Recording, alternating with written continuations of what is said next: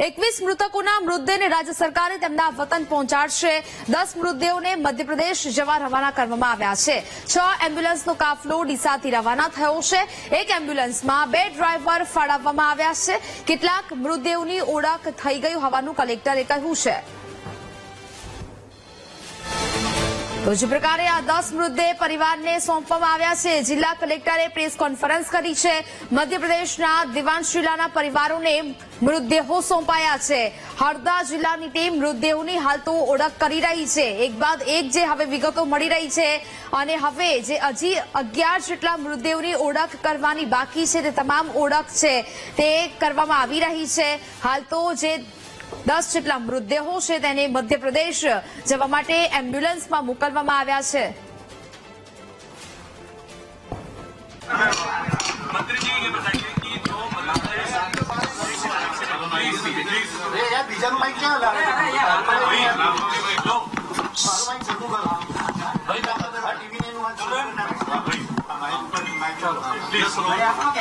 मंत्री जी ये बताइए कि जो अभी परिजन आए हैं सुबह से आक्रंद कर रहे हैं, उनका स्पष्ट तौर पर आरोप है कि डेड बॉडीज उनकी जान के बिना यहाँ से ले गई हैं। आप एक संवेदनशील मंत्री हैं मध्य प्रदेश सरकार के, आप इसे कैसे देखते, कितना गंभीर इसे मानते हैं? देखिए, मध्य प्रदेश की सरकार और गुजरात की सरकार बहुत ही संवेदनशील सरकार है। जब इस घटना की जानकारी मध्य प्रदेश के मुख्यमंत्री जी को चलती है और उन्होंने मुझे 3 बजे करीब निर्देश किया है, उस समय हमारी कैबिनेट की बैठक चल रही थी और उन्होंने कहा कि गुजरात के अंदर कोई घटना घटी है और मध्य प्रदेश के लोगों के साथ घटना घटी है। और मैं वहां से चलकर रात को 3 बजे आया हूं। मैं आपसे ये कहना चाहता हूं, घटना बहुत दुखद घटना है और मध्य प्रदेश के करीब 20 लोगों की मृत्यु हुई है और 2 लोगों की शिनाख्त होना शेष है, जिनका डीएनए टेस्ट होने के बाद पता चलेगा कि ये क्या नाम है। उसके बाद 2 डेड बॉडी को उसके परिवार के लोगों को सुपुर्द किया जाएगा। दूसरी बात ये भी सही है कि किसी परिवार में जब कोई इतनी बड़ी घटना घटती है तो दुख सभी को होता है, लेकिन जिसके परिवार के एक ही पिता के 3-3, 4-4 लोगों की मृत्यु होती है तो वास्तव में बहुत ही दुखद घटना है। कुछ कह पाना भी बहुत मुश्किल होता है और निश्चित रूप से परिवार के लोग बहुत दुखी है, परेशान हैं। और हम लोगों ने जो डेड बॉडी, हमारे सारे अधिकारी मध्य प्रदेश का है, डीआईजी स्तर के अधिकारी भी यहाँ उपस्थित है, जिला प्रशासन के अधिकारी भी, और जिला प्रशासन के जो हमारे अधिकारी है जिनके परिवार के लोगों की मृत्यु हुई है उन लोगों को भी साथ में यहाँ पर लाया गया और उसके बाद शिनाख्त किया और शिनाख्ती होने के बाद ही उनको डेड बॉडी सुपुर्दगी में हम लोगों ने दी है। जहाँ तक कुछ परिवार के भाई बहनों का ये कहना कि हम लोगों को शिनाख्ती नहीं करे, मैं आपको कहना चाहता हूँ, भगवान सिंह जी जिनके परिवार में 4 लोगों की मृत्यु हुई है, उनकी पत्नी और 3 बच्चों की मृत्यु हुई है, उनको भी हमने हमारे साथ में शिनाख्ती कराई गई है। लेकिन ये कहना ठीक नहीं है कि हम लोगों को उनकी शिनाख्ती कराई नहीं गई। लेकिन ये वास्तव में जब पीड़ा होती है, दुख होता है, तो परिवार के लोग दुख को जाहिर करते हैं। चौहान साहब, परिवार के लोगों का ये भी कहना है कि वहाँ के कुछ ठेकेदार, ये 2-3 लोगों के मतलब वहाँ के जो इंदौर के लोग हैं, उनका ये कहना है कि ठेकेदारों ने राजपीपला कह के यहाँ पर उनको लेके आए। तो क्या मध्य प्रदेश सरकार या मध्य प्रदेश पुलिस इस मामले की भी जांच में सहयोग करेगी या इस मामले की भी जांच करवाएगी कि इस तरीके से लोगों को यहाँ पर लाना, यहाँ पर नियम कोई नहीं था, यहाँ पर सेफ्टी कोई नहीं थी, बावजूद उसके इस तरह की स्थिति और वहाँ के ठेकेदार यहाँ पर उनको लेके आ रहे हैं, वो भी गलत बताकर। देखिए, ये जांच का विषय है और अभी यहाँ के कलेक्टर साहब ने कहा कि एसआईटी की जांच दल गठित किया गया है।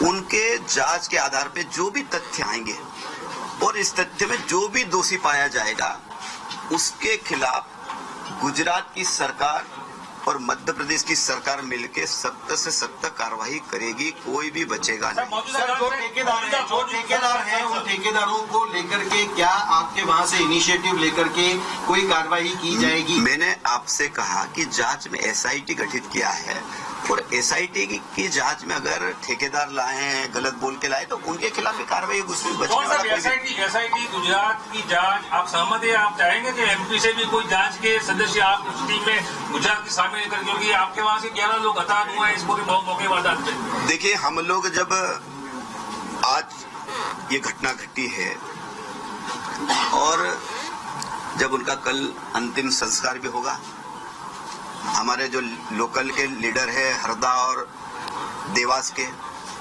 वो लोग भी जाएंगे और जो पीड़ित परिवार है उनसे मिलेंगे, उनसे चर्चा करेंगे और उसके बावजूद भी अगर कहीं जांच में कोई तथ्य सामने आता कि ये तथ्य को सामने लाया नहीं गया, तो उस तथ्य को हमारी सरकार मध्य प्रदेश की तरफ से गुजरात की सरकार को हम लोग अवगत करवाएंगे और कहेंगे कि इस बिंदु पे भी जांच होना ही चाहिए। ठीक सर, थैंक यू।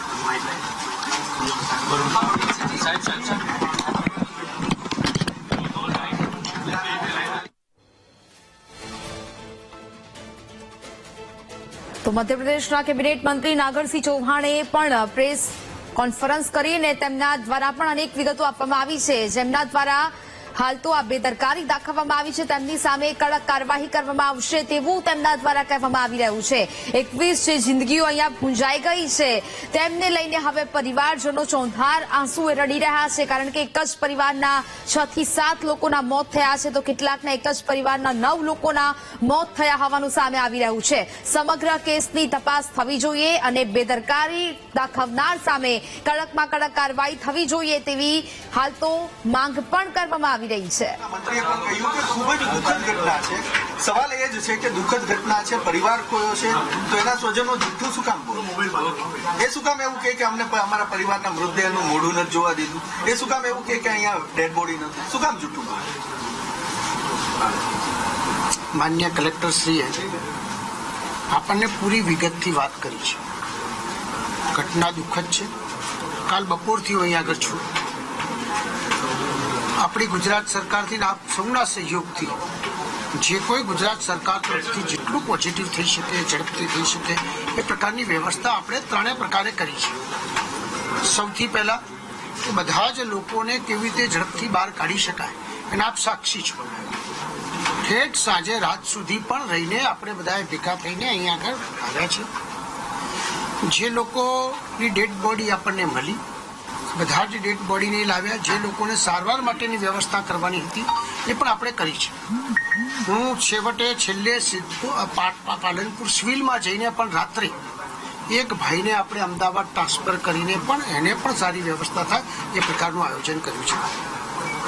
માન્ય મંત્રીશ્રીએ કીધું, કલેક્ટરશ્રીએ કીધું, હું પણ કહું છું કે ચોક્કસ એમના પરિવારજનોના ખુશ રહે, પણ મોટા ભાગના જેટલા પરિવારવાળા અહીંયા આવ્યા અને કલેક્ટરશ્રીની તોના લોકોના જે અધિકારીઓ આવ્યા અને આપણા અધિકારીઓ બધાને ભેગા કરીને કે આજે લગભગ હું ધારું છું 24 કલાક ઉપર થઈ ગયા, એટલે બોડીને વિશેષણ પણ થાય અને એ જ લોકોને બેસાડીને જેમ હમણાં કહેવામાં આવ્યું કે ભાઈ એ લોકોને આપણે મોકલ્યા છે અને બાકીના જે લોકો આવ્યા એને પણ હમણાં કીધું છે કે જેમ ભગવાનજીભાઈનો જે 4 જણનો છે એમને પણ આપણે બતાવવાની વ્યવસ્થા કરી છે।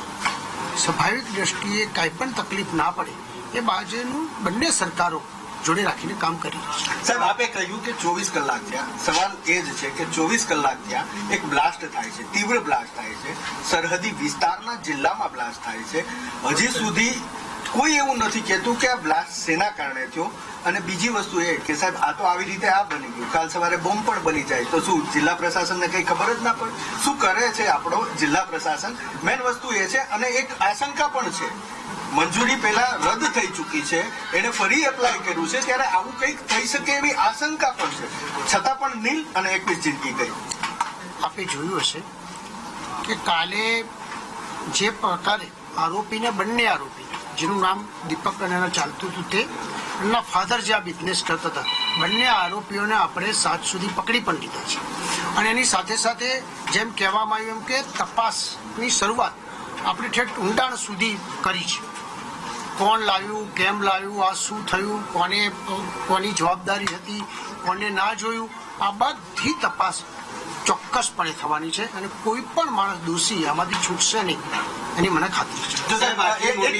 છેલ્લી મારી રજૂઆત છે, અમને તો કોઈ જવાબ નથી આપતો, તમને કદાચ આપી દે, કેમ કે મંત્રી છો તો ખાલી એક સવાલ કરજો ને પ્રશાસનના અધિકારીને કે આ એલ્યુમિનિયમ પાવડર અહીંયા શાના માટે હતો. જો માત્ર ગોડાઉનની વાત હતી તો એલ્યુમિનિયમ પાવડર, સુતળીના ફીંડલા અને રો બનેલા સુતળી બોમ્બ ત્યાં શું કરતા હતા, આપ પૂછજો. આપે જે કીધું એ જ મુજબની જે તપાસ સમિતિને જે સોંપ્યું છે એના બધી જ વસ્તુઓ ઝડપથી, આપની જે આશા છે એવી અમારી પણ આશા છે કે જેટલી ઝડપી બને બધા જ દોષિતો કઈ પ્રકારથી, ક્યાંથી શરૂઆત થઈ, કયા પ્રકારથી થઈ, આપણે ચોક્કસપણે ગુજરાત સરકાર કરી દે. 15 તારીખે સાહેબ પોલીસની ટીમ ત્યાં જઈને ચેક કરે છે, બરાબર છે, એમની ચેકિંગ કરવાની જવાબદારી છે, નીલ રિપોર્ટ આવે છે એ પણ બરાબર. આટલી મોટી માત્રામાં એલ્યુમિનિયમ પાવડરથી માંડીને બીજી બધી જે વસ્તુઓ ફટાકડા બનાવવાની મટીરિયલ ત્યાં પહોંચે છે, કોઈને ખબર ન પડે સાહેબ, એવું આપને લાગે છે ખરું કે administrative point of view, investigative agency, police department, કોઈને જ ખબર ના પડે?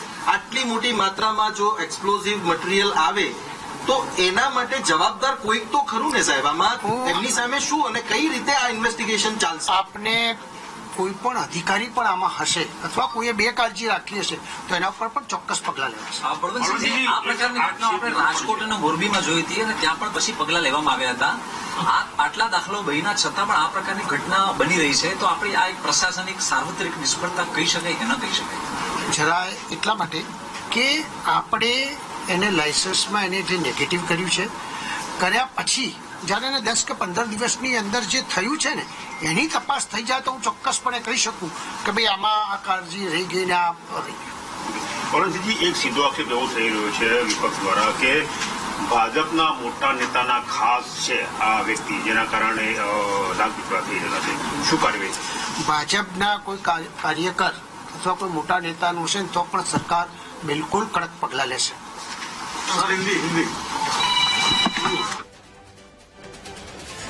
તો હવે તપાસની અને એસઆઈટીની રચનાની વાતો કરવામાં આવી રહી છે, કડક કાર્યવાહીની વાતો કરવામાં આવી રહી છે ને ફરી જ એ વખતે ગોલ ગોલ જવાબ આપવામાં આવી રહ્યો છે.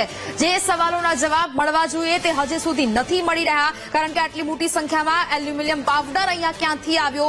માત્ર ને માત્ર ફટાકડા વેચવાની વાત હતી આ ગોડાઉનમાં, તો પછી ત્યાં ફટાકડા બનાવવામાં આવી રહ્યા હતા અને આટલી મોટી જથ્થામાં જે આ સામગ્રી છે ત્યાં મળી આવી છે ને તેને જ કારણે આટલો મોટો બ્લાસ્ટ થયો.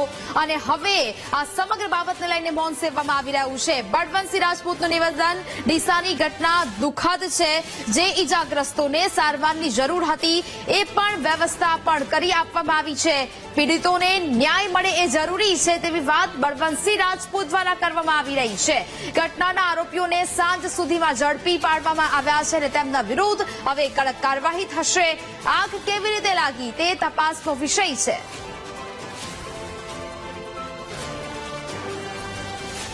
ડીસામાં જે બોગસ ફેક્ટરી ચાલતી હતી, ફટાકડાની ફેક્ટરી ચાલતી હતી અને બ્લાસ્ટ થયો હતો, 21 લોકોના મૃત્યુ થયા છે. તમે જે રીતના દ્રશ્યો જોઈ રહ્યા છો તે ડીસા જનરલ હોસ્પિટલના વિઝ્યુઅલ છે કે અત્યારે જે ડેડ બોડી છે તે ડેડ બોડીને માજરે વતન એટલે કે જે મૃતક છે તેમના વતન મધ્યપ્રદેશમાં લઈ જવામાં આવી રહ્યા છે.